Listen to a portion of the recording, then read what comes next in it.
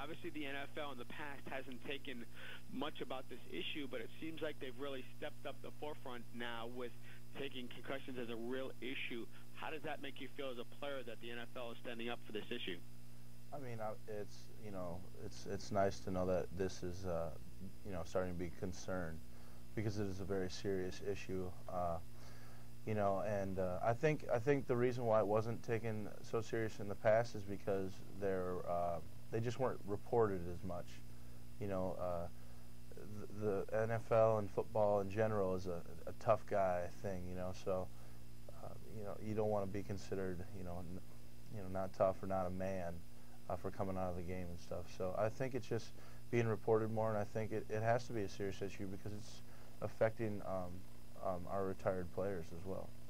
Now let me ask you this. Has there ever been a situation where you thought you may have had one in the past, and you've kind of held that information, but now you feel free to do that?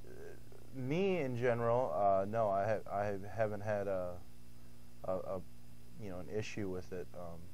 So I've been very fortunate, and I think that's why my career has lasted as long as it has so far. So, but I know there are players out there who have definitely done that. Dr. Ravish, is the NFL going far enough, and are they protecting their players against concussions enough? Well, I think a very important question is, we're a reactive society. We wait till something happens and then we do something about it, and that's kind of being illustrated here. I think they're doing definitely the right thing by recognizing, hey, you need to tell your coach if there's a problem, that you feel dazed or if you don't feel quite yourself. A concussion doesn't have to be where someone just blanks out and loses consciousness. It can be simply that dazed feeling, which may be enough to keep a player out. And I think to answer your other question in terms of are they doing enough, I think they're in the right direction. There are a couple of things I might add. One is, keep yourself protected, wear helmets, wear shoulder pads, but also look at newer technology like the mouth guards. For example, BrainPad has a dual arch mouthpiece that helps with blows to the base of the skull from the jaw going upward. Maybe after a person has a concussion-like episode, get a CAT scan at the field side. And the NFL can certainly afford that, I think, which in the long run may be a benefit to them to change their ways. Now, Doctor, what are some of the telltale signs for people who haven't had a concussion that they can say, okay, this might be the onset of one? Right. I think that the biggest thing to know is if you feel different in any way, and sometimes you won't be able to tell. Maybe it's up to your coach or trainer or someone to ask you at the sideline and say, hey, do you remember something simple like your name? Do you remember what happened this morning? What'd you have for breakfast? If there's simple questions that you cannot answer, then chances are you're having a concussion. And what's so difficult to tell is what's going on deeper. Is there a bruise in your brain? No way to tell without a CAT scan. Now, Owen, have you done other things to try to protect yourself more now that you've got to the NFL?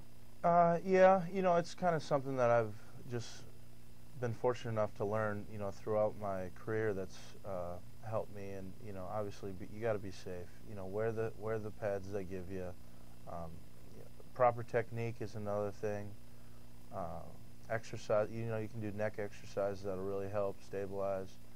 As the doctor pointed out, this brain pad, I've been wearing it since high school, and I think that's really one of the things that's kind of helped me as far as concussions go, because the job I do on the field does take a lot of blows, to the head, all over the jaw as well. So I think it's something that, and it's very inexpensive. You can go out to Walmart and get it. It really helps. We want to get it out to the kids. It's something that you got to, bring out and learn from a young age, is all these safety habits. So that's something that we're trying to stress. Now, Dr. Owen brings up a good point with the kids.